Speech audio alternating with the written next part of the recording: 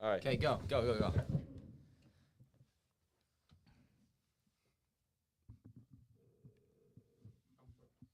going? All right.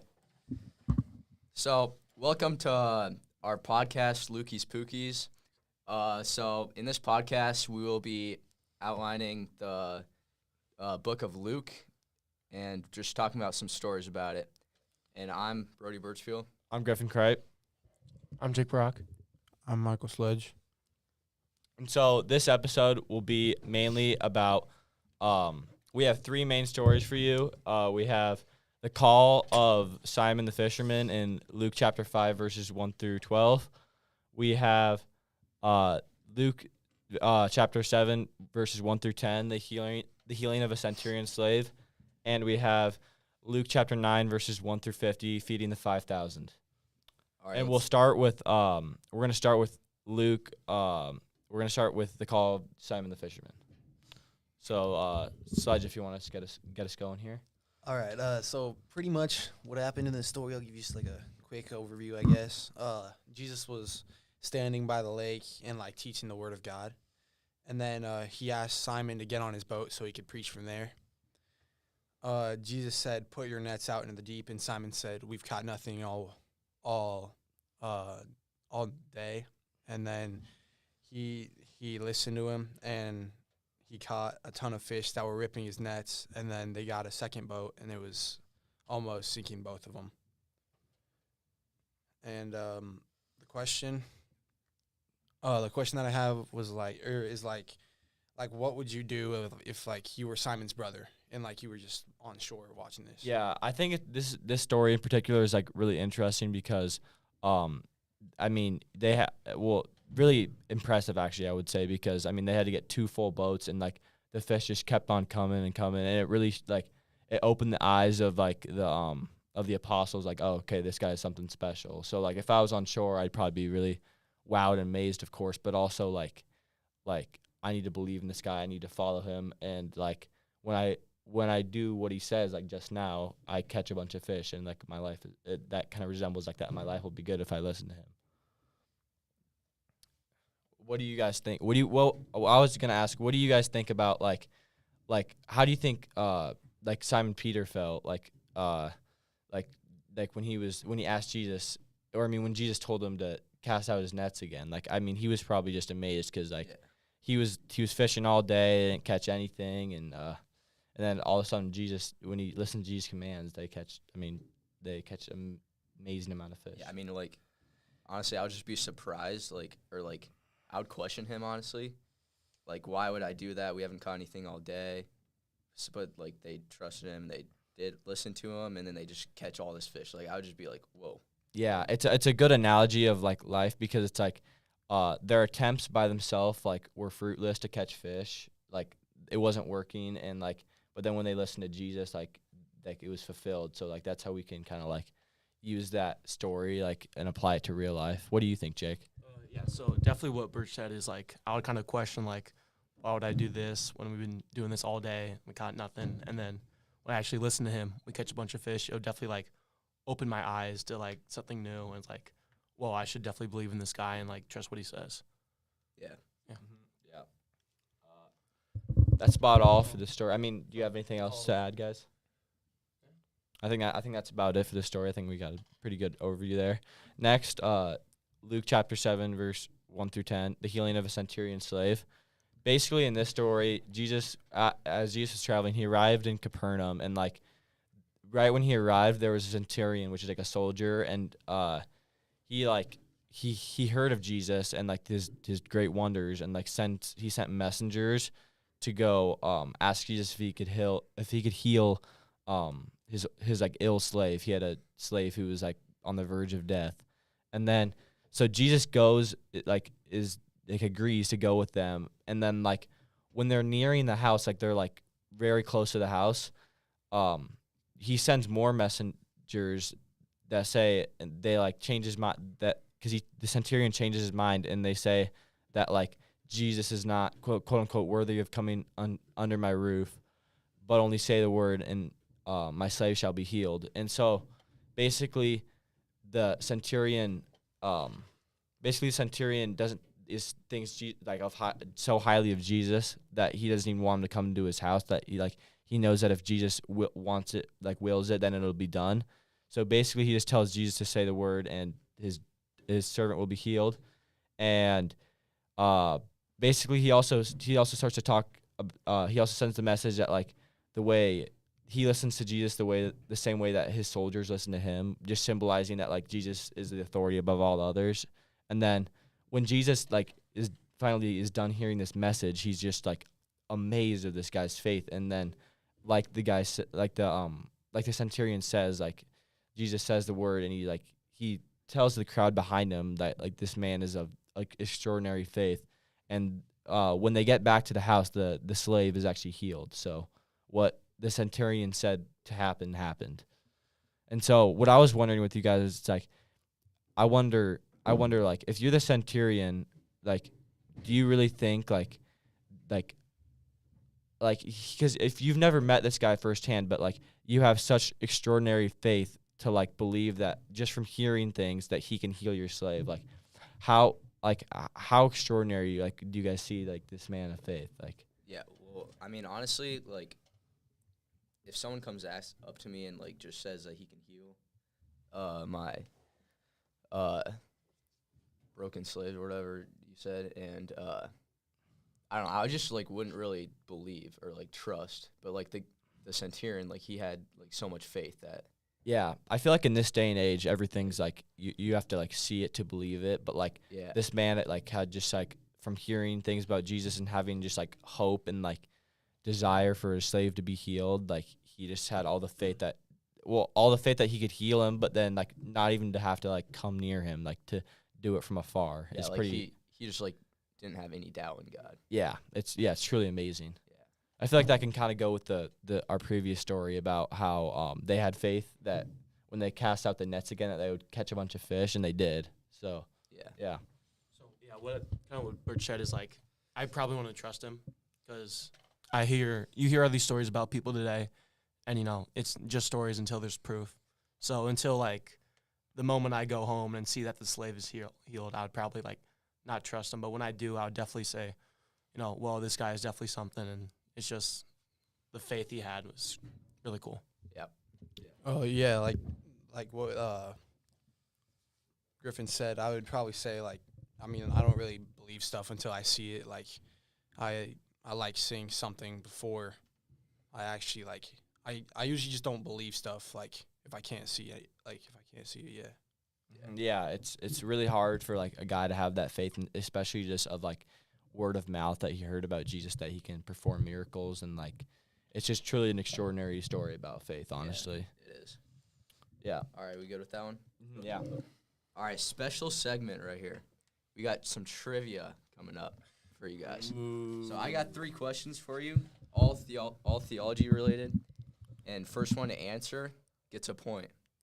Okay. So first question. Who betrayed Jesus to get him crucified on the cross?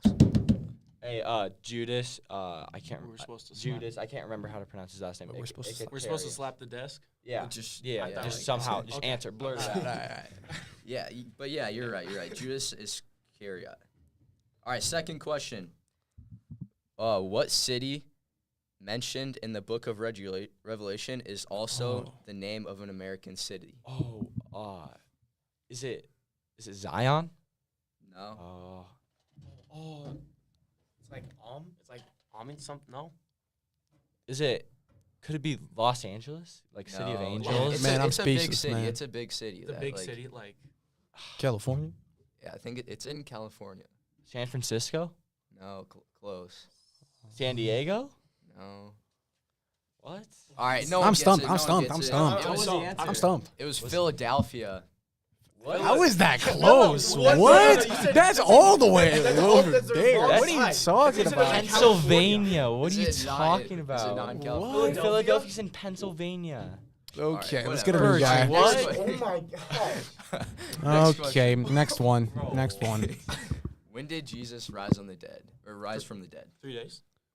3 days after. Yeah. I'm speechless. That was embarrassing. I guess Philadelphia is in gotta San say. Francisco. I guess. All right, next segment. Our next story. So the feeding of the 5,000. So Jesus and his disciples are in Bethsaida, and there's a group of 5,000 men who are hungry, and they don't have that many food. I think it was like 5 loaves and 2 fish. So Jesus looks upon the heavens and asks his Father, God, please bless us with food. And a miracle happens where they can feed everyone, and they're like granted with food. And afterwards, there's enough food to have leftovers. So just like show God's extreme power. And my question is, so this is the only miracle to like be in all the Gospels except the resurrection. So what my question is, why do you think that is? If I had to guess, like this isn't a very in-depth answer, but I think it's just like it's such a significant miracle that like it would be hard, like so significant, and like I believe in that, like if true, that like it would be retold to like all the gospel writers know about it because it's feeding of like 5,000 plus, and so it's like it's so significant and like talked about and like remembered that like all the gospel writers would know about it. So that's my guess. But what do you guys think? Yeah, my guess would kind of go off yours. Like it's such a big thing that it would just like go around all the gospel writers, like resurrection. Like it's not like 5,000 or like a ton of food would just fall out of the sky. Yeah. Yeah, I mean, like, it's pretty significant because, like, I don't know, like, it's just kind of something that, like, it's hard to believe. Like, how do you get 1 piece of bread and fish to feed 5,000 people? Like, it just doesn't make sense, but, like, it's just, like, significant that, like, God can do it, and that just proves that he can, like, Do anything. perform all these miracles and stuff. Yeah, it's that story's kind of hard to understand. I think so. They put them in baskets, right, and then they just pass it around to all the people, but it's just confusing. It's like where are the bread and the fish coming from? It's like they're coming out of thin air. It's like I always thought it was just like infinite, like 1 basket or something. Yeah, it's kind of hard to like. it's a hard story to comprehend, honestly. Yeah. You guys? I mean, you guys have any more thoughts on that? Yeah, I think we're. I think we're pretty good for that. Yeah, I think we're gonna wrap it up. Yeah. All right. Our last segment of the day, hot takes. Then that also, just for your information, our special segments, trivia, and our hot takes will be like they'll like recur through each episode of our podcast. But to basically, I think you guys our viewers probably know what hot takes is. It's basically like today it'll be me, and then each episode will be somebody different. I give you 3 hot takes that I think a lot of people disagree with, but that I believe, and then at the end we're gonna vote whether we agree with each one or not. Basically, my first one is theology related. It's I think that Joseph, the son of Jacob, is the most significant character in the Bible besides Jesus. Do you guys agree? Do you disagree? I disagree in that one. Who do you guys think? That's why it's a hot take. I mean, I would say Abraham. Yeah, I'm also thinking Abraham. Like, Yeah, same. I don't know. He's just like significant in so many ways. Yeah, true. But I feel like without the faith of Joseph, like nothing else would have happened. Like the 12 sons would have reunited with him like back in Egypt, and I feel like none of the other things after that would have happened. Well, if we don't have Abraham, like that, if we don't have Abraham, we're not gonna have. Then we don't have like any of the Bible. True. We have no Bible if we don't have Abraham. True. But I think that Joseph, like, he displayed such great faith that it's so like. What do you mean? When he was in jail, he did it. Sold a slave and then put in jail wrongfully. He was full of faith, but he was not the most significant person. I'm sorry. It's just it's not. This guy's kind of cuckoo. Fine. My next one. No, Wait, what? There's only. No, we're gonna let's cut it. We're gonna vote the end. No. What? No. What? One more. No, we have 3. Okay, go. Okay, yeah, keep going. Yeah. My next hot take is that LeBron is the best basketball player. Oh my gosh. I agree. I hate LeBron fans. They're actually kind of weird. I agree. It's hard to deny when like you just see every historical like like point that he's passed, like 40,000 points, first to ever do it. He has the longest. I saw some statistics yesterday. He has more games with 10 points in a row. With 10 points plus in a row than the amount of games Shaq played in his overall career. And Shaq had a long career. Like, that is absurd. Like, he is putting up historical numbers still in year 21, and like he has no sign of slowing down. Yeah, I agree with you on this. And he has 4 rings. I mean, Yeah. looking for a 5th. I mean, it's pretty crazy. It's like it's pretty crazy. You guys agree? I agree. I agree with you on this. We'll vote on the end. We'll vote at the end. No, All right. I disagree. Hey, just go with the next one. My next wanna one say is something. that I think that if Creighton Prep would have beat Bell West on that in the basketball tournament, that I think that if we would have, instead of not lost to Bell West, but we would have beat Bell West, that we would have won the rest that we want to run. No. Would have won state. Sorry, we would have No. lost. Yeah. We barely made it to the state. Yeah, okay. So Yeah, because we got on a buzzer beater and we just played bad. What I think of what happened is because it was Central if we beat Bell West, right? Or who would have been We would have had to play Central. Central. And didn't we beat Central the last time we played them? yeah. I'm pretty sure we did. Yes, we did. So I'm thinking if they did beat Bell West, they would beat Central, but then probably lose to Miller North Yeah, in so the they- championships. It would like make it Because the last time but they would we played Miller, they it would not- wasn't. they would it- not it win was it not. all. Yeah, They would their not shots win it just all. weren't It was not dropping. a Yeah. good game. Yeah.